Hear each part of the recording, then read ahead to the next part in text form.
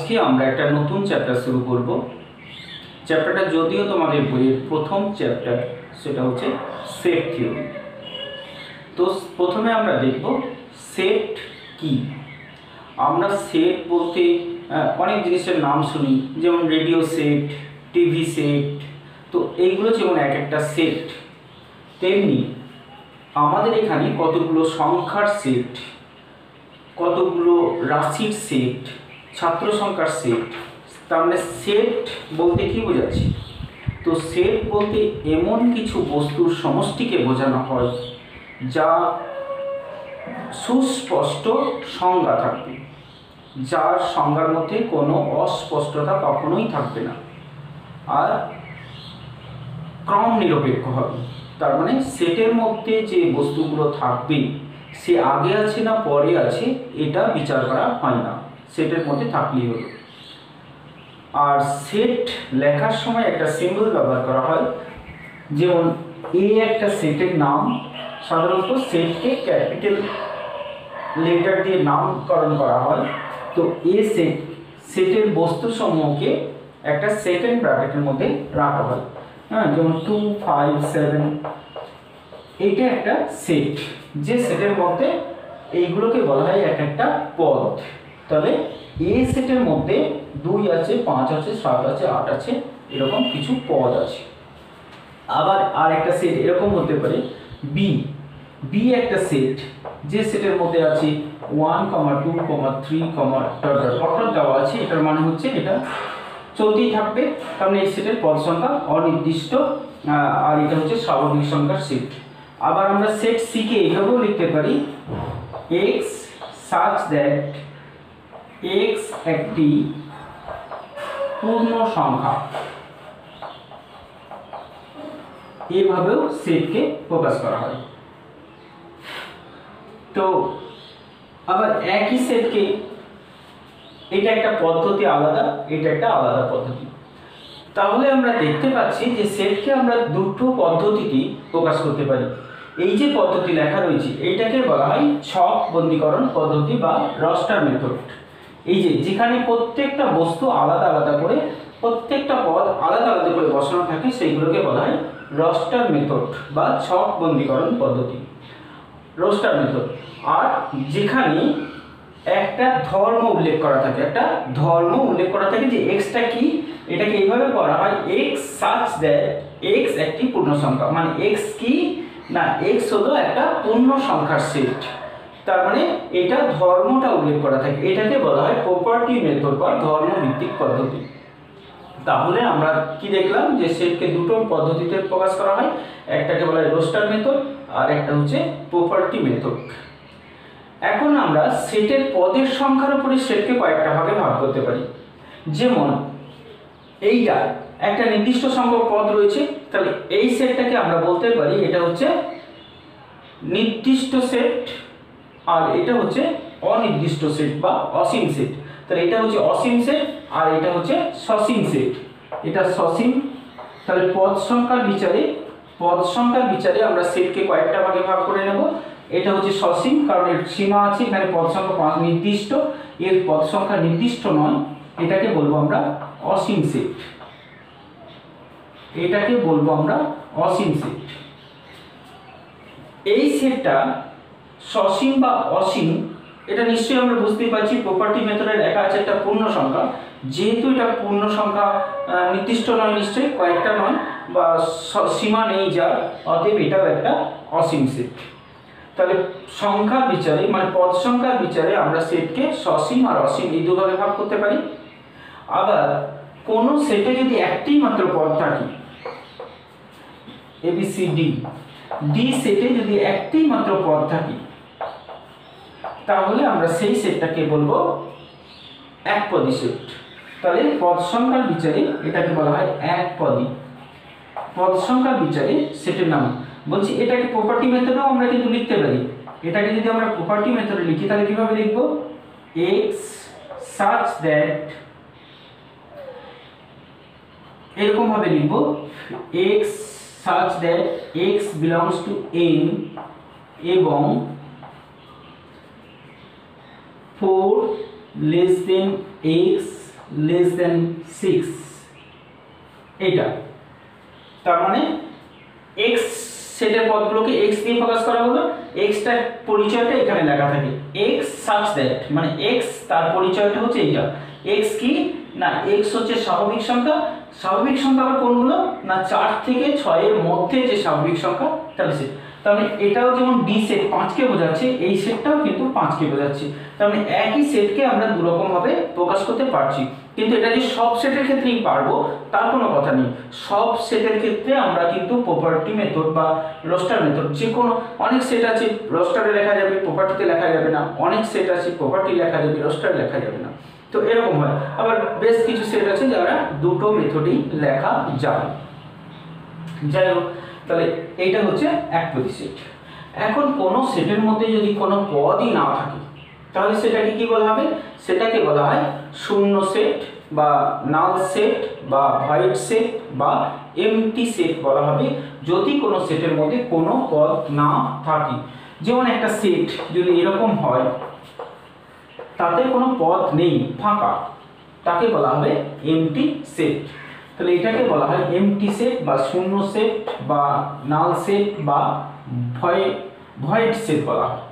তো এটা যদি আমরা প্রপার্টি মেথডে লিখি তাহলে কিভাবে লিখব? প্রপার্টি মেথডে লিখলে আমরা এরকম লিখতে পারবো x such that, ওই such that এরকম দাগ টেনেও লেখা হয় such that দু রকম বলছি। সিম্বল কোডটা বইয়ের মধ্যে রয়েছে, এই সিম্বল কোডটা একবার দেখে নেবে। এখানে যে সিম্বল কোডটা রয়েছে ফার্স্ট পেজে, এই সিম্বল কোডটা একবার সব দেখে নেবে, সব সিম্বল কোডে দেখে নেবে। তো এটাও such that, আর এই দুটো ফুটকি দেওয়া আছে এটাকেও বলা হয় such that। তো such that কি লিখবো না x belongs to n লিখলাম, n মানে হচ্ছে ন্যাচারাল নাম্বার, এবং 3 less than x less than 4। তার মানে কি হলো? এটা 3 থেকে 4 এর মধ্যে ন্যাচারাল নাম্বার আছে কি কিছু? 3 আর 4 এর মধ্যে কোনো ন্যাচারাল নাম্বার নেই, সেই জন্য এটা হচ্ছে একটা এমটি সেট। আমরা এটাকে অন্যভাবে প্রকাশ করতে পারি, এটা n দিলাম, এটা n না দিয়ে যদি আমরা এরকম লিখি, দেখো এটাও আমরা নাল সেটকে প্রকাশ করতে পারি x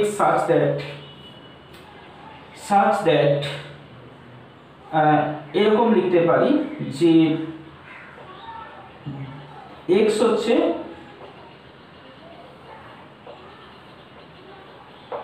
x belongs to n, তারপরে লিখলাম 3 less than x less than 3 না, এটা 4 less than x less than 8 দিয়ে লিখলাম কমা দিয়ে x একটি পূর্ণবর্গ সংখ্যা, পূর্ণবর্গ সংখ্যা। তাহলে কি হলো? x হচ্ছে স্বাভাবিক সংখ্যা, এটা জানলাম। তারপরে কি লিখলাম? x হচ্ছে 4 থেকে 8 এর মধ্যে, এটাও জানলাম। এটা তাহলে x such that মানে x কি না x হচ্ছে স্বাভাবিক সংখ্যা, কার মধ্যে না 4 থেকে 8 এর মধ্যে। তারপরে কি লেখা আছে? তাহলে সবকটা x একটি পূর্ণবর্গ সংখ্যা। তাহলে এবার আমাদের কি খুঁজতে হবে? 4 থেকে 8 এর মধ্যে পূর্ণবর্গ সংখ্যা খুঁজতে হবে। তো সেটা কি? 4 থেকে 8 এর মধ্যে নিশ্চয়ই কোনো পূর্ণবর্গ সংখ্যা নেই, অতএব এটা একটা নাল সেট। তাহলে নাল সেট হচ্ছে যে সেটের মধ্যে কোনো পদ থাকবে না। কিন্তু কেউ যদি নাল সেটকে এইভাবে দেখি কোনো পদ নেই মানে শূন্য, এইটা কিন্তু নয়, ঠিক আছে? শূন্য থাকাও মানে কিন্তু শূন্য কিন্তু একটা পদ, তার মানে এটা নাল সেট নয়, এটা কিন্তু একপদী সেট হয়ে গেল। এটা হয়ে গেল একপদী সেট। যদি শূন্যও থাকে তাহলে সেটা একপদী সেট, একদম যদি ফাঁকা থাকে তবেই সেটা হবে শূন্য সেট। ঠিক আছে, তাহলে পদের বিচারে আমরা সেটকে ভাগ করতে শিখে গেছি। এখন আমরা দেখব উপসেট বা সাবসেট কিভাবে লিখতে হবে।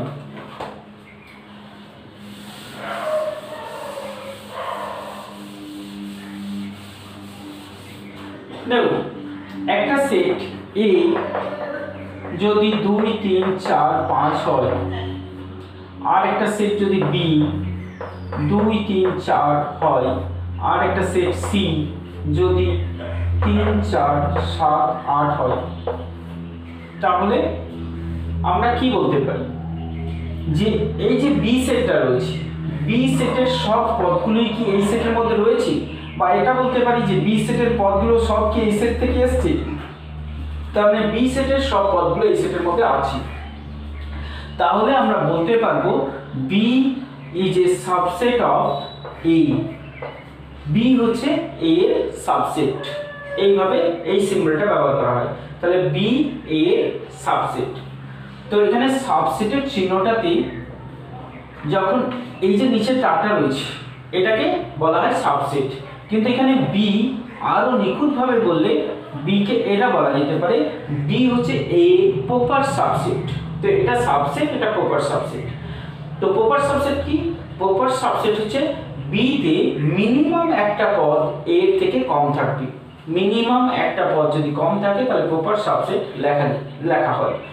আর বি হচ্ছে এর সাবসেট সবসময় লেখা হয় যদি একটা পদ কম থাকুক বা দুটো কম থাকুক বা সমান হয়ে গেলেও তাকে এইভাবে সাবসেট হিসেবে লেখা হয়। তার মানে যে কোনো সেট তার নিজের সাবসেট, যে কোনো সেট তার নিজের সাবসেট হয়। তাহলে এটা সাবসেটের চিহ্ন, এটা হচ্ছে প্রপার সাবসেটের চিহ্ন। মিনিমাম যদি একটা পদ কম থাকে তাহলে তাকে বলা হবে প্রপার সাবসেট। ঠিক আছে? তাহলে এ বি কে বি এর সাবসেট এই চিহ্ন দিয়েও লিখতে পারি আর এই চিহ্ন দিয়েও লিখতে পারি। কিন্তু কোন একটা অপশনে দেখা গেল যে এটাতে এ দিয়েছি এটাতে বি দিয়েছি, তাহলে আমরা কোন অপশনটাকে উত্তর হিসেবে দিতে হবে? যদি এ বি পাশাপাশি দুটো উত্তর থেকে যায় প্রশ্নের মধ্যে যে এ বি এর সাবসেট কিনা আর প্রপার সাবসেট কিনা, তাহলে উত্তর কিন্তু আমাদের প্রপার সাবসেটই দিতে হবে। তখন আর সাবসেটটা কিন্তু চলবে না, কারণ সাবসেটের কাছে যদি প্রপার সাবসেট থাকে এটা তো প্রপার সাবসেটই হচ্ছে, কারণ এখানে একটা পদ কম রয়েছে, তাহলে এটা প্রপার সাবসেট দিতে হবে। কিন্তু এই প্রপার সাবসেট এই অপশনটা যদি না থেকে অন্য অপশন থাকতো, হ্যাঁ, তাহলে এটা যদি এইরকম অপশন থাকতো তাহলে অবশ্যই আমরা একটাই অপশন পেতাম তখন সাবসেট।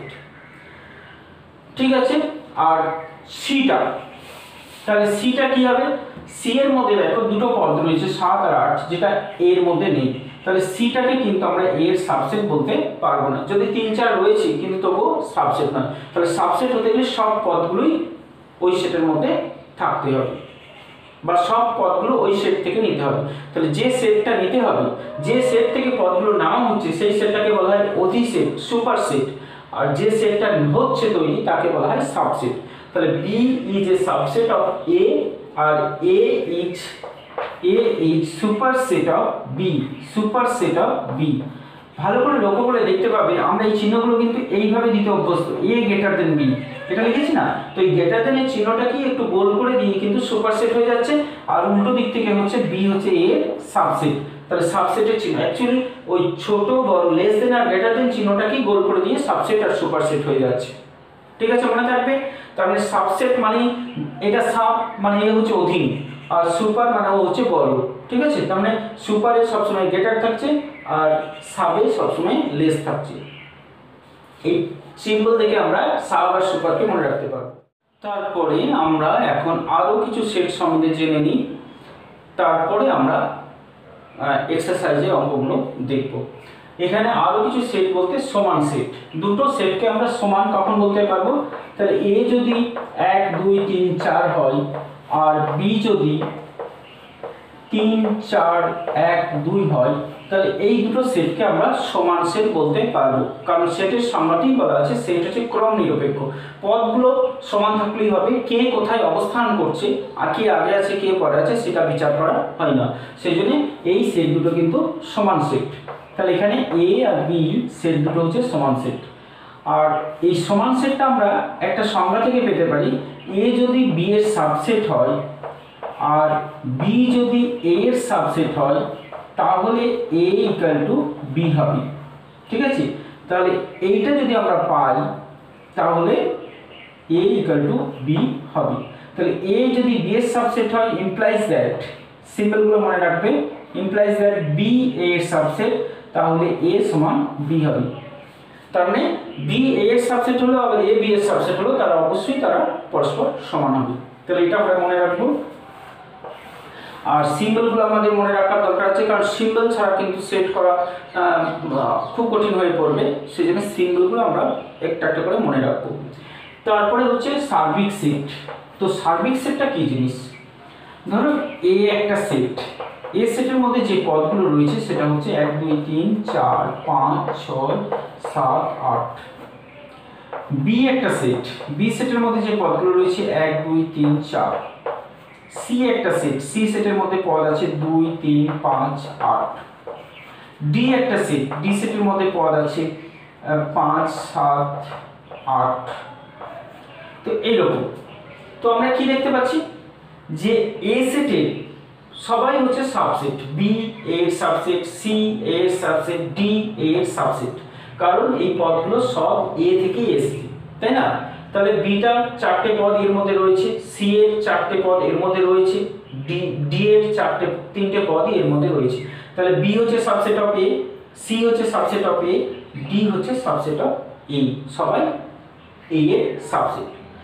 এখন এই বি সি ডি এদের সাপেক্ষে এ কে বলা হয় সার্বিক সেট। তাহলে যখন যে সেটগুলো নিয়ে আলোচনা করা হবে সেই আলোচিত সেটের সমস্ত পদ, আলোচ্য সেটের সমস্ত পদ যদি একটা সেটের মধ্যে পাওয়া যায় তাহলে সেই সেটটাকে বলা হয় এদের রেসপেক্টিভ, এদের সাপেক্ষে এ হচ্ছে সার্বিক সেট। তাহলে আলোচ্য সেটের সমস্ত পদ যদি একটা সেটের মধ্যে পাওয়া যায় তাহলে সেই সেটটাকে বলা হবে এদের সার্বিক সেট। ঠিক আছে? তাহলে এখানে বি সি ডি এর রেসপেক্টে এ হচ্ছে সার্বিক সেট। এখন সার্বিক সেটের পর রয়েছে পূরক সেট।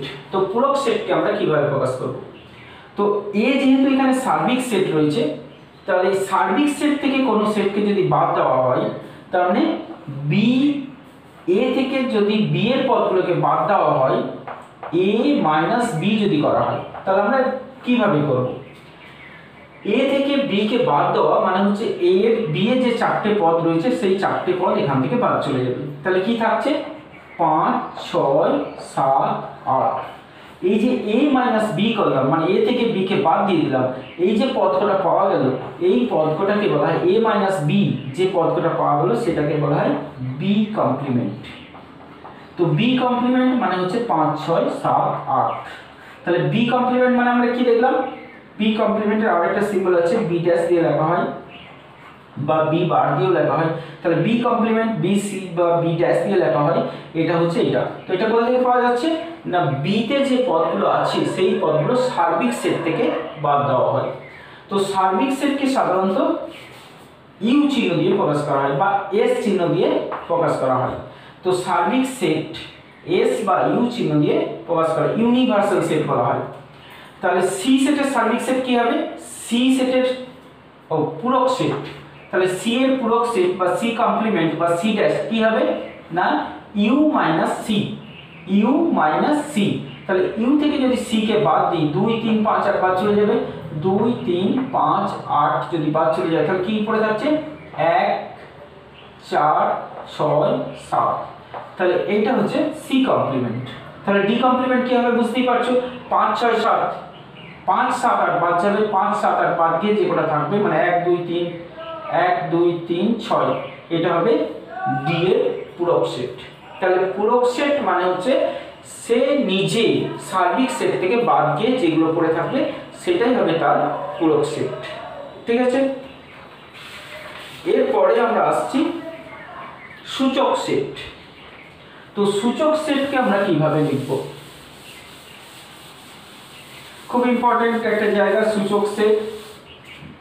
তো সূচক সেট হচ্ছে একটা সেট এ যদি 1 2 3 হয় তাহলে এ এর সাবসেট কি হবে? তো সাবসেট কি বললাম? সাবসেট হচ্ছে এ সেটের থেকে যে পদগুলো এক বা একাধিক পদ নিয়ে যে সেট তৈরি হবে সেগুলো সবই হবে এ এর সাবসেট। তাহলে এ এর সাবসেট কি কি হবে? তাহলে শুধু 1 হতে পারে, এ এর সাবসেট শুধু 2 হতে পারে, এ এর সাবসেট শুধু 3 হতে পারে, একটা করে পদ নিয়ে সাবসেট হতে পারে, এক বা একাধিক পদ নিয়ে যে সেটগুলো তৈরি হবে সেগুলো সবই হবে তার সাবসেট। তাহলে এইগুলো সবই হচ্ছে এ এর সাবসেট। আর কি হতে পারে? দুটো করে পদ নিয়েও সাবসেট হতে পারে, তাহলে 1 2 হতে পারে, 1 3 হতে পারে, 2 3 হতে পারে, এগুলো সব এর সাবসেট। আর কি হতে পারে, আর হতে পারে যেটা ওই যে বললাম যে কোনো সেট নিজেই তার সাবসেট হয়, তার মানে 1 2 3টাও এর সাবসেট। আর কি হতে পারে, আর ফাই, বলছি নাল সেটকে ফাই চিহ্ন দিয়ে প্রকাশ করা হয়। নাল সেটকে ফাই, কিন্তু কখনো এটাকে শুধু ফাই দিয়ে, কিন্তু যদি আমরা এইরকম ভাবে ফাই লিখি এটা কিন্তু নাল সেট নয়, এটা কিন্তু আবার হয়ে যাবে একপদী সেট। তাহলে এই ভুলটা করবে না কিন্তু, ফাই শুধু ফাই হচ্ছে নাল সেট, ফাঁকা দুটো ব্র্যাকেট মানে হচ্ছে নাল সেট, কিন্তু ফাঁকা ব্র্যাকেটের মধ্যে যদি ফাইকে ভরে দিই তাহলে কিন্তু হয়ে যাবে একপদী সেট। তাহলে মনে থাকবে। তাহলে কি হলো এখানে, যদি নাল সেট বা শূন্য সেট যে কোনো সেটের সাবসেট, তাহলে এই সেটের সাবসেট কতগুলো পেলাম আমরা, 8টা সাবসেট পেলাম। তো একটা সেটের কতগুলো সাবসেট আছে এটা আমরা এই সূত্র থেকে পেতে পারি, সাবসেটের সংখ্যা। সাবসেটের সংখ্যা, একটা সেটের সাবসেটের সংখ্যা কত হবে না 2 টু দি পাওয়ার n। nটা কি, nটা হচ্ছে পদ সংখ্যা। তার মানে যতগুলো পদ থাকবে 2 টু দি পাওয়ার তত হবে সাবসেট। যেমন এ সেটে 3টে পদ ছিল, তাহলে এ সেটের সাবসেট হবে 8টা, মানে 2 এর কিউব, এর সাবসেট হচ্ছে 2 এর কিউব, মানে 8টা সাবসেট হলো, সেই জন্য 8টা সাবসেট আমরা এখানে পেয়েছি। ঠিক আছে, তাহলে একটা সেটের কতগুলো সাবসেট হবে 2 টু দি পাওয়ার n সংখ্যক। nটা কি, কতগুলো পদ আছে nটা হচ্ছে সেটা। তাহলে কোন সেটে যদি 4টে পদ থাকে তার সাবসেট হবে 2 টু দি পাওয়ার 4, কোন সেটে যদি 5টা পদ থাকে তাহলে তার সাবসেট হবে 2 টু দি পাওয়ার 5। ঠিক আছে, এখন আমরা যেটা করছিলাম সেটা হচ্ছে সূচক সেট কি। তো সূচক সেট হচ্ছে এর যে সাবসেটগুলো রয়েছে এই সমস্ত সাবসেটগুলোর সেটকে বলা হয় সূচক সেট বা পাওয়ার সেট অফ এ। তাহলে পি এ এরকম ভাবে লেখা হয়, পাওয়ার সেট অফ এ। সেটা কি হবে না, এই যে সেটগুলো এর যতগুলো সাবসেট আছে সব সেটগুলোর সেট, মানে পাওয়ার সেট হচ্ছে সেটের সেট। এখানে এক একটা পদ হবে এক একটা সাবসেট। তাহলে 1 হবে, 2 হবে, 3 হবে, 4 হবে, 4 হচ্ছে 1 2 হবে, সমস্ত সেটগুলো যদি পরপর লিখে দেওয়া হয় 5 পর্যন্ত, তাহলে যে সেটটা তৈরি হলো এটাকে বলা হবে এ এর পাওয়ার সেট বা সূচক সেট। তাহলে সূচক সেটে আমরা একটা জিনিস লক্ষ্য করছি যে প্রত্যেকটাই কিন্তু এক একটা সেট থাকছে। তাহলে পাওয়ার সেট হচ্ছে কতগুলো সাবসেটের সেট, মানে সাবসেটগুলোর সেট হচ্ছে পাওয়ার সেট। ঠিক আছে, তো এখানে আর একটা জিনিস আমাদের যেটা দরকার পড়বে মাঝে মধ্যে, যেমন এখানে এ বি 3 1 2 3 এই যে পদগুলো রয়েছে, যেমন এইভাবে লেখা হয় a belongs to A, 1 belongs to A, মানে হচ্ছে 1 একটা পদ যে পদটা এ সেটের মধ্যে আছে। আবার 2 বিলংস টু এ, মানে 2টাও এ সেটের মধ্যে আছে, বা 3 বিলংস টু এ, 3টাও এ সেটের মধ্যে আছে। কিন্তু যদি আমরা 4 বলি তাহলে এরকম ভাবে লিখব 4 নট বিলংস টু এ, 4টা এ সেটের মধ্যে নেই। ঠিক আছে, তাহলে একটা পদ আর একটা সেটের মাঝখানে আমরা সবসময় বিলংস টু চিহ্ন দেব। কিন্তু এখানে a1, a1টা কি লিখব, a1 হচ্ছে সাবসেট অফ এ, a5 হচ্ছে সাবসেট অফ এ। তাহলে দুটো সেটের মধ্যে সাবসেট বা প্রপার সাবসেট এই চিহ্নটা ব্যবহার করা হয়। তাহলে দুটো সেটের মধ্যে সাবসেট বা প্রপার সাবসেট ব্যবহার করা হয়, আর একটা পদ আর একটা সেটের মধ্যে বিলংস টু চিহ্ন ব্যবহার করা হয়। ঠিক আছে, কিন্তু পাওয়ার সেটের ক্ষেত্রে এইগুলো কিন্তু পাওয়ার সেটের এক একটা পদ। তাহলে এটা মনে রাখতে হবে পাওয়ার সেটের প্রত্যেকটা পদই হচ্ছে এক একটা সেট। তাহলে এখানে আমরা এরকম লিখতে পারবো 1 বিলংস টু, কারণ এটা একটা পদ, তাহলে একটা পদ আর একটা সেটের মাঝখানে সবসময় আমরা বিলংস টু ব্যবহার করব। তাহলে 1 হচ্ছে একটা পদ, কার পদ না পি এ, মানে এ সেটের পাওয়ার সেটের একটা পদ হচ্ছে 1টা। তাহলে এগুলো যেহেতু একটা পদ, তাহলে পদ আর সেটের মাঝখানে আমরা বিলংস টু ব্যবহার করব। কিন্তু যদি দুটোই সেট হয়, দুটো সেটের মাঝখানে আমরা সাবসেট চিহ্নটা ব্যবহার করব। ঠিক আছে, এখন আমরা শিখব দুটো সেটের মধ্যে কিভাবে যোগ করতে হবে, কিভাবে বিয়োগ করতে হবে।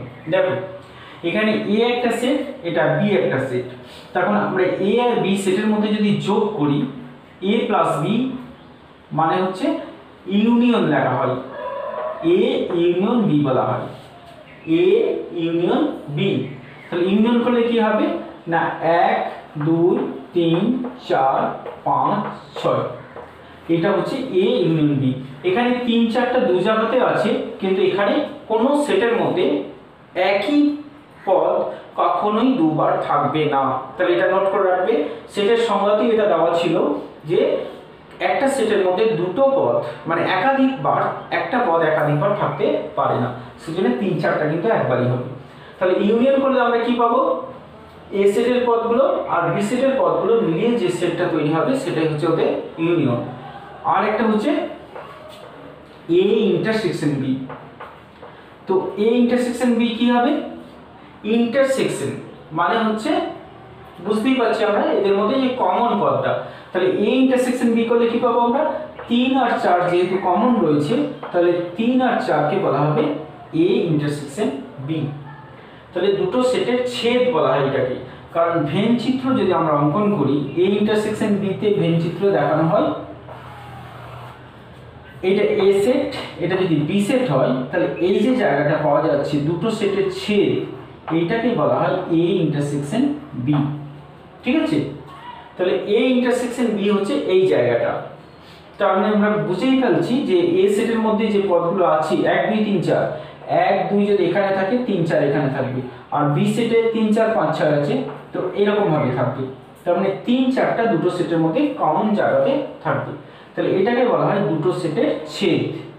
আর ইউনিয়নটাকে আমরা ভেন চিত্রের সাহায্যে যদি দেখাই, তাহলে ইউনিয়নের জায়গা কোনটা হবে, এটা এ সেট, এটা বি সেট, ইউনিয়নের জায়গা হবে এই সমগ্র অঞ্চলটা। তার মানে সব জায়গাটাই এ আর বি এর মিলিত জায়গাটাই হচ্ছে এ ইউনিয়ন বি।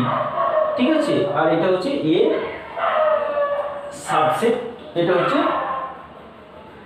ইন্টারসেকশন, এটা হচ্ছে ইউনিয়ন। সংক্ষেপে এটাকে বলা হয় কাপ, এটাকে বলা হয় ক্যাপ। এটা কাপ, এটা ক্যাপ। তারপরে আমরা যদি a মাইনাস বি করি, একটু আগে আমরা করছিলাম ইউনিভার্সাল সেট থেকে বাদ দিচ্ছিলাম, তো a মাইনাস বি যদি করা হয়, তাহলে এটা আমরা কি পাবো, এর মধ্যে যে পদ রয়েছে 3 4, এখানে 3 4টা শুধু a থেকে বাদ চলে যাবে। তার মানে 1 2, কখনোই কিন্তু বি সেটের যে পদ 5 6 বাড়তে আছে বলে a সেটের মধ্যে, a মাইনাস বি সেটের মধ্যে চলে যাবে না।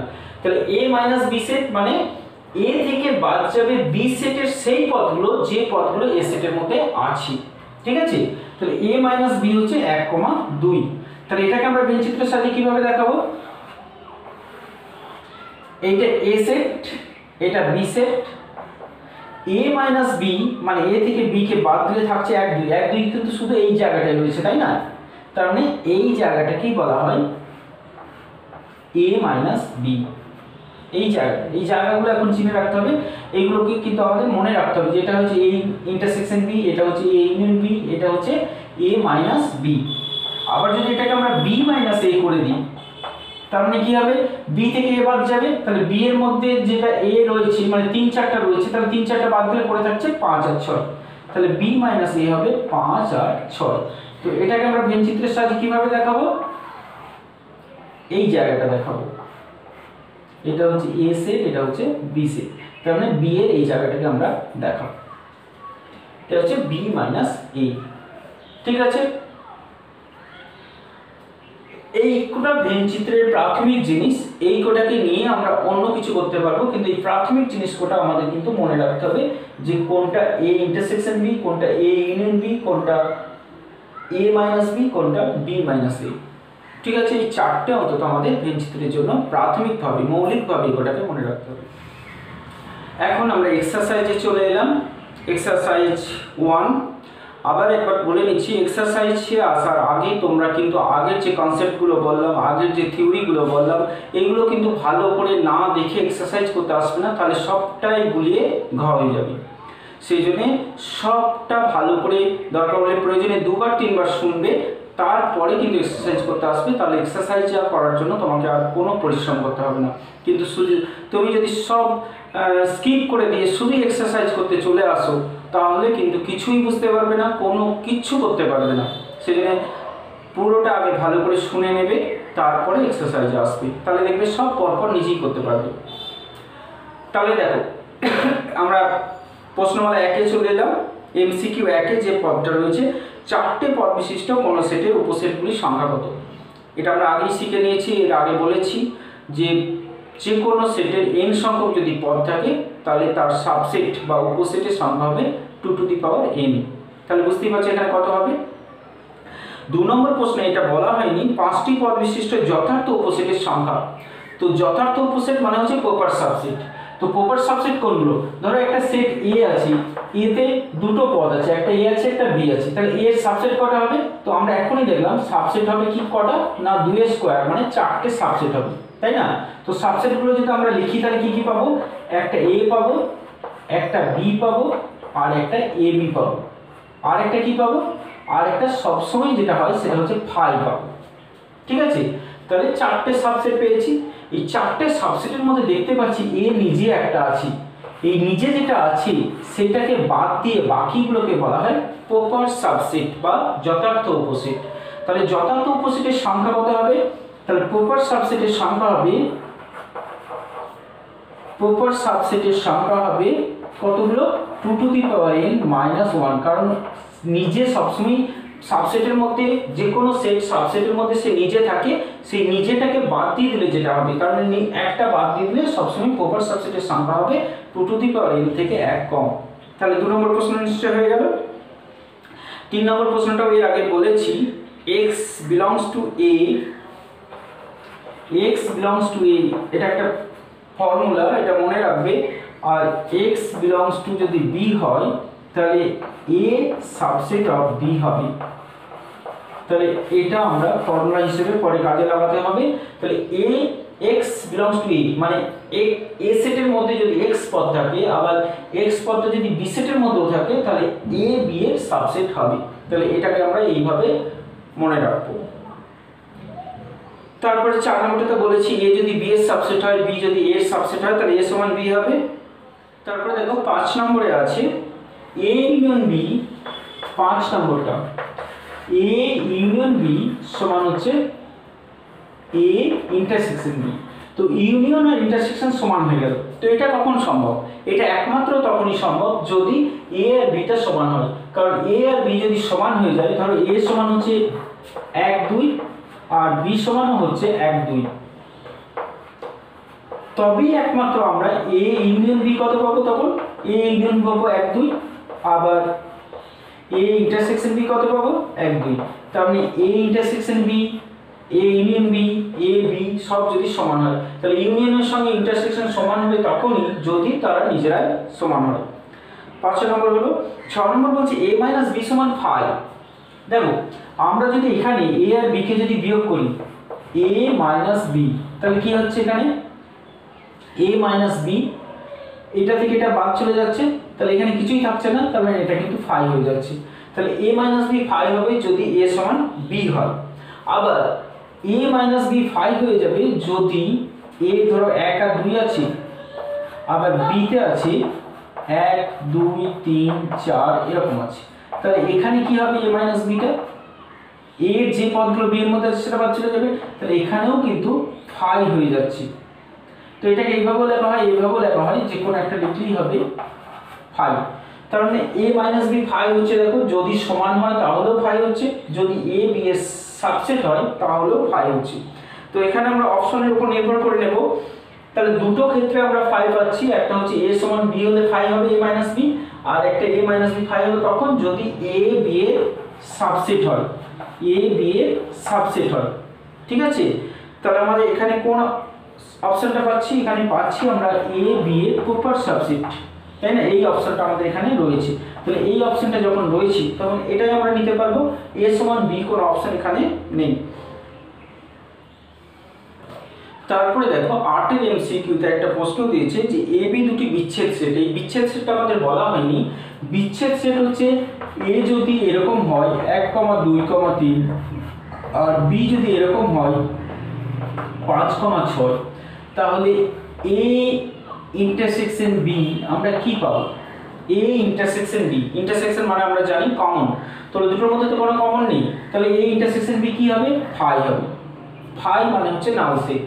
তাহলে এই এ আর বি এই দুটোকে বলা হয় বিচ্ছেদ সেট। যখন এ ইন্টারসেকশন বি এর মান ফাই হবে, মানে এ আর বি এর মধ্যে যদি কোনো কমন পদ না থাকে, তাহলে এ আর বি কে বলা হয় বিচ্ছেদ সেট। এটাকে বলা হয় বিচ্ছেদ সেট। এটাকে এইরকম ভাবে দেখানো হয়, এদের মধ্যে কোনো কমন এরিয়া নাই। ভেন চিত্রে এরকম ভাবে এবিকে দেখানো হয়। এখন 8 নম্বরে বলেছে এ বি যদি বিচ্ছেদ সেট হয় তাহলে n of A union B. তো এন অফ এ, আরেকটা কথা বলা হয়নি, এন অফ এ এটার মানে কি বলতো? এন অফ এ মানে হচ্ছে নাম্বার অফ এলিমেন্ট অফ এ, মানে এ সেটের মধ্যে কতগুলো পদ আছে। তাহলে এখানে এন এ হচ্ছে 3, এন বি হচ্ছে 2, মানে কতগুলো পদ আছে ওটাকে এন দিয়ে লেখা হয়। Number of element of A, number of element of B. তাহলে এটাকে যদি এইভাবে লিখি আমরা n of A intersection B, তাহলে কি হবে? নাম্বার অফ এলিমেন্ট হচ্ছে 0, কোনো এলিমেন্ট এ ইন্টারসেকশন বি এর মধ্যে নেই। যাই হোক, এইগুলোকে নাম্বার লেখা হয়। এখন আমরা যদি এই দুটোর ইউনিয়ন করি, এ ইউনিয়ন বি, কি পাবো? 1 2 3 5 6 সব পদ করে পাবো। তাহলে number of A union B কত হচ্ছে? 1 2 3 4 5। তাহলে number of A union B হচ্ছে 5। এখন প্রশ্নটা হচ্ছে number of A union B এর একটা ফর্মুলা থেকেও আমরা পাই, সেটা কি না n A plus n B minus n of A union B, sorry union intersection B. ঠিক আছে, এই ফর্মুলাটা বোঝার জন্য আমরা এইটুকু করতে পারি। আমরা ভেন চিত্রতে আগেই দেখেছিলাম এ ইউনিয়ন বি হচ্ছে এই গোটা জায়গাটা, তাই না? তাহলে এই গোটা জায়গাটার মানটা আমরা কিভাবে পেতে পারি? আমরা যদি পুরো এটাকে নিই, তাহলে এ নাম্বার অফ এ নিলাম, নাম্বার অফ বি নিলাম, তাহলে এই যে মাঝখানের জায়গাটা কি হলো? দুবার ধরা পড়লো, একবার এ এর সঙ্গে ধরা পড়লো, একবার বি এর সঙ্গে ধরা পড়লো। তাহলে নাম্বার এই যে জায়গাটা কমন জায়গাটা দুবার ধরা পড়লো, সেই জন্যই এই কমন জায়গাটা হচ্ছে n of A intersection B কে একবার বাদ দিয়ে দেওয়া হয়, সেই জন্য minus n of A intersection B. তাহলে এ ইউনিয়ন বি কতগুলো পদ থাকবে? এ এর পদ প্লাস বি এর পদ মাইনাস এই ইন্টারসেকশন এরিয়াতে যে পদগুলো আছে তাদেরকে একবার বাদ দেওয়া হয়, কারণ দুটো সেটের মধ্যেই এন এ নেওয়ার সময় এই জায়গাটা নেওয়া হয়েছে, আবার এন বি নেওয়ার সময় এই জায়গাটা দুবার ধরা পড়েছে, ওই কারণে একবার বাদ দিয়ে লেখা হয়। যাই হোক, এটা একটা ফর্মুলা। এখন 8 প্রশ্নতে আমরা কি পাচ্ছি? যে এটা বিচ্ছেদ সেট। তাহলে বিচ্ছেদ সেট হলে এদের কোনো কমন এরিয়া নেই, তাহলে বিচ্ছেদ সেট হলে A intersection B, A intersection B number of A intersection 0 হয়ে যাচ্ছে, তাহলে এই জায়গাটা হয়ে যাচ্ছে 0। তাহলে যদি ওরা বিচ্ছেদ হয়, তাহলে প্রশ্ন নাম্বার 8 এর উত্তরটা কি হবে? N of A union B সমান হবে n A plus n B. A আর বি এর সঙ্গে শুধু যোগ হয়ে গেল, এখানে আমরা তাই দেখতে পেয়েছি, এটা 3টে আছে, এটা 2টো আছে, এখানে এসে কিন্তু 5টা হয়ে গেছে, কোনো বাদ যাচ্ছে না, কারণটা হচ্ছে এরা ডিসজয়েন্ট সেট, মানে বিচ্ছেদ সেট। তাহলে 8 এর উত্তরটা হবে এটা n A plus n B মানে এ। আর 9টা বলেছে যে কোনো দুটো সেটের ক্ষেত্রে, তাহলে যে কোনো দুটো সেটের ক্ষেত্রে 9 এর উত্তরটা হবে কিন্তু এটা। ঠিক আছে, n of A union B সমান A plus B minus A. এটা 8 এর ক্ষেত্রেও প্রযোজ্য, যেহেতু এটা আলাদা করে 0 হয়ে যাচ্ছে বলে এটা এখানে লেখা হলো না। ঠিক আছে, এটা সবার জন্য প্রযোজ্য। 10এরটা বলেছে এ ইউনিয়ন ইউ সমান যদি ইউ হয়, এর দ্বৈত অভেদটা কি হবে? তো দ্বৈত অভেদ হচ্ছে যদি ইউনিয়নের জায়গায় ইন্টারসেকশন, ইউনিয়নের জায়গায় যদি ইন্টারসেকশন আর ইউ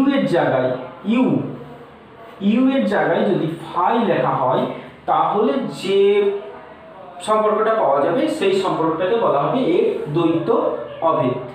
তাহলে এর দ্বৈত অভেদটা কি হবে?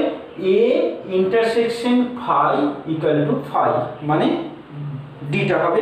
ঠিক আছে, 11টাও তাই, ইউনিয়নের জায়গায় এখানে শুধু ইউনিয়নের, এখানে কোনো ইউ নেই, তাহলে শুধু ইউনিয়নের জায়গায় ফাই, ইউনিয়নের জায়গায় ইন্টারসেকশন লিখে যেটা হবে সেটাই 11 উত্তর হবে। রয়েছে এইগুলো কিন্তু তোমরা এবার নিজেরাই করতে পারবে, পরের অংশটা কিন্তু খুব সহজে তোমরা করতে পারবে। তবু আমি একটু একটু করে বলে দিচ্ছি। 12টা বলেছে কোনটা সত্য। কোনো অসীম সেটের উপসেট একটা অসীম সেট হবে। তো অসীম সেটের অপোজিট অসীম সেট হতে পারে, কারণ অপোজিট সে নিজেও তো একটা অপোজিট, সেজন্য অপোজিট যেহেতু অসীম সেটের অপোজিট বলতে সে নিজেও হয়, সেজন্য অপোজিট হতে পারে। কিন্তু সব অপোজিটগুলোই তো আর অসীম হবে না, কারণ অপোজিট বলতে তো একটা করে পদ নিয়েও তো অপোজিট হয়। তাহলে একটা করে পদ নিয়ে হবে, দুটো করে পদ নিয়ে হবে, তিনটে করে, তাহলে সবগুলো অসীম হবে না, তাহলে এটা সত্য নয়। 889 অপেক্ষা বড় যৌগ সংখ্যাগুলির সেট একটা অসীম সেট। তো 889 অপেক্ষা বড় যখন বলেছি তখন সেটা অসীম সেট হবে নিশ্চয়ই, কারণ বড়র তো কোনো শেষ হবে না। তারপরে সিতে যেটা বলেছি -150 অপেক্ষা বড় ঋণাত্মক অযুগ্ম সংখ্যার সেট। এখানে -150 থেকে বড় ঋণাত্মক যখন, তখন কিন্তু শূন্যর আগে এসে শেষ হয়ে যাবে, তখন এর একটা শেষ রয়েছে, তাহলে এটা কিন্তু আমরা অসীম হবে না। ডিতে রয়েছে x such that x বাস্তব সংখ্যা 0 থেকে 1 এর মধ্যে। তো বাস্তব সংখ্যা বলেছে, এটা কিন্তু ন্যাচারাল নাম্বার বলেনি, পূর্ণ সংখ্যা বলেনি, বাস্তব সংখ্যা। যে কোনো দুটো বাস্তব সংখ্যার মধ্যে অসংখ্য বাস্তব সংখ্যা থাকে, সেটা যত ছোটই দুটো গ্যাপ তৈরি হোক না কেন, তার মাঝখানে অসংখ্য বাস্তব সংখ্যা থাকে। 0 থেকে 1 এটা তো অনেক বড় একটা গ্যাপ, তো এই গ্যাপের মধ্যে অসংখ্য বাস্তব সংখ্যা থাকবে, তাহলে এটা একটা অসীম সেট হবে। 13 নম্বর এটা কোনটা সত্য জানতে চেয়েছি, এটাও তোমরা নিজেরা করতে পারবে। 14তে দেওয়া আছে 12 সংখ্যাটির উৎপাদকগুলির সেট। তো 12 উৎপাদক আমরা ভেঙে নেব। 12 উৎপাদক কি হয় আমরা জানি, তো তাদের সেট কোনটা হবে বুঝতেই পারছি, এখানে ডি হবে। 15 কোনটা শূন্য সেট, তো বলেছিলাম সেটের মধ্যে যদি শূন্য লেখা থাকে তাহলে এটা একপদী সেট, সেটের মধ্যে যদি 5 লেখা থাকে সেটাও একপদী সেট। তাহলে এখন আমাদের সি আর ডি এর মধ্যে উত্তর খুঁজতে হবে। সিতে আছে x such that x একটি পূর্ণ সংখ্যা, 1 আর 2 এর মাঝখানে 1 less than x less than 2 এর মাঝখানে তো কোনো সংখ্যা নেই, তাহলে এটাই হবে শূন্য সেট। কিন্তু ডিটা বাস্তব সংখ্যা 1 আর 2 এর মধ্যে, 1 আর 2 এর মধ্যে এক্ষুনি বললাম দুটো যে কোনো বাস্তব সংখ্যার মধ্যে অসংখ্য বাস্তব সংখ্যা থাকে, তার মানে ডি হচ্ছে একটা অসীম সেট। তারপরে 16টা এ সেটের সূচক সেট যদি বি হয় তাহলে কোনটা সঠিক হবে।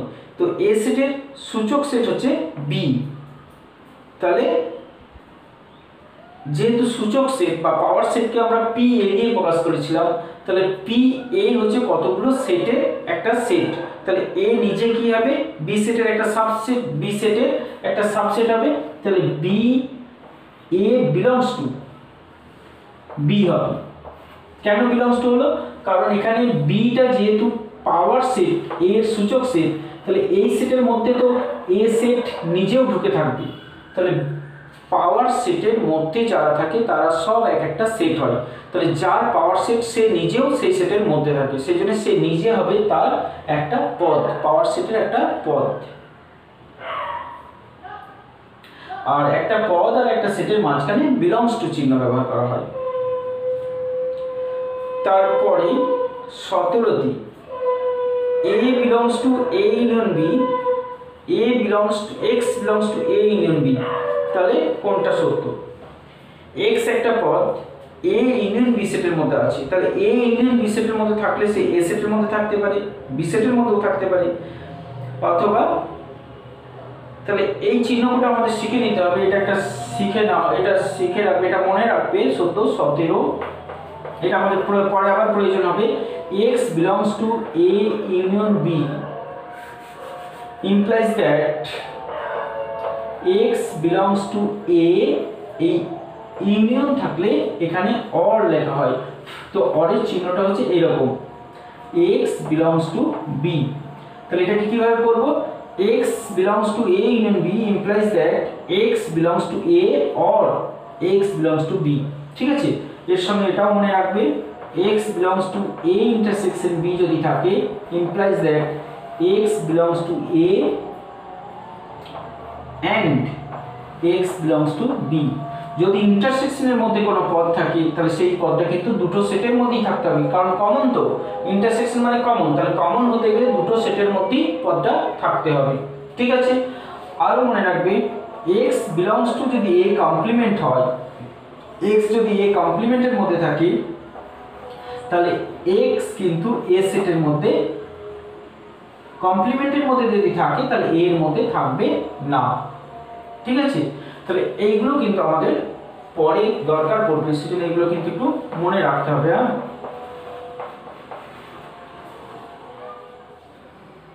তারপরে দেখো 19 কি বলেছে, এ সেট হচ্ছে 2 4 6 8 আছে, তাহলে কোন অপশনটা সত্যি হবে। তো আমরা একটা একটা করে দেখে নিচ্ছি। বলছি 2, 4 সেকেন্ড ব্র্যাকেটের মধ্যে আছে, মানে এটা একটা সেট, এটা একটা সেট, তাহলে এ নিচে একটা সেট আর এটা একটা সেট। দুটো সেটের মাঝখানে সবসময় কি চিহ্ন হবে, সাবসেট বা প্রপার সাবসেট। তাহলে এই চিহ্নটাও হবে না, এই চিহ্নটাও হচ্ছে না, কারণ দুটো সেটের মধ্যে সবসময় সাবসেট বা প্রপার সাবসেট। তার উত্তর হতে পারে আমাদের বি আর সি। এখন বি আর সি দুটোই কিন্তু সাবসেটে আর একটা প্রপার সাবসেটের চিহ্ন। এখন সাবসেট বললাম যে সাবসেটের কাছে যদি প্রপার সাবসেট থাকে আর সেটা যদি সত্যিই প্রপার সাবসেট হয়, মানে সি অপশনটা এখানে সত্য হবে। যদি সিটা এখানে না থাকতো তাহলে বিটাকেও আমরা উত্তর করতে পারতাম, কারণ এখানে 2 4টা এর একটা সাবসেট বটে, কিন্তু যেহেতু প্রপার সাবসেট এখানে রয়েছে তাহলে উত্তরটা এখানে হবে সি। সি না থাকলে আমরা বিটাকে উত্তর করতেও পারতাম। ঠিক আছে, তারপরে দেখো 20টা একটা আছে এ সেট, দুটো সেটের মাঝখানে এ তে দিয়েছে দুটো সেটের মাঝখানে বিলংস টু, এটা হতে পারে না, দুটো সেটের মাঝখানে হয় সাবসেট হবে না হয় প্রপার সাবসেট হবে। বি তে দিয়েছে এ একটা পদ, তাহলে পদ না সেট কি করে বুঝছি, যদি পদের সঙ্গে সেকেন্ড ব্র্যাকেট থাকে তাহলে সেটা হয়ে যাবে সেট। তাহলে বি তে দিয়েছে এ একটা পদ আর এ বি সি একটা সেট, দুটো সেটের মাঝখানে নট বিলংস টু দিয়েছে, তার মানে বিলংস টু তো হবে না, তাহলে নট বিলংস টু হবে না। সি তে দিয়েছে এ একটা পদ আর একটা সেট, একটা পদ আর একটা সেটের মাঝখানে প্রপার সাবসেট দিয়েছে, পদ আর সেটের মাঝখানে সবসময় কি হবে, পদ আর সেটের মাঝখানে সবসময় বিলংস টু হবে, সাবসেট চিহ্ন হবে না। তার মানে উত্তরটা হবে ডি, কারণ ডি তে দুটো সেটের মাঝখানে প্রপার সাবসেট চিহ্ন দেওয়া আছে, তাহলে এখানে ডিটা উত্তর হবে। তারপরে 21 বলেছে 4টে সেটের মধ্যে কোন দুটো সেট সমান, এটা আমরা খুঁজে বার করে নেব। 22 কোনটা শূন্য সেট এটাও খুঁজে বার করতে পারবো, আর 23 কোনটা অসীম সেট এটাও আমরা খুঁজে বার করে নিতে পারবো। ঠিক আছে, তাহলে আজকে এই পর্যন্তই রইল। তাহলে তোমরা এগুলোটা ভালো করে নেবে, ভিডিওটা কিন্তু দেখবে ভালো করে, না হলে কিন্তু পরের দিকে আমরা আর এগিয়ে যেতে খুব অসুবিধার মধ্যে পড়বো। সেজন্য যে কোনটা হলো আজকে এটা যেন ক্লিয়ার হয়ে যায়, এই কনসেপ্ট যদি ক্লিয়ার না হয় তাহলে পরবর্তী ক্ষেত্রে আমাদের হোঁচট খেতে খেতে এগোতে হবে, আর কনসেপ্ট যদি ক্লিয়ার হতে হয় আমরা খুব তাড়াতাড়ি হেঁটে যেতে পারবো। ঠিক আছে, আজকে এই পর্যন্তই থাকুন।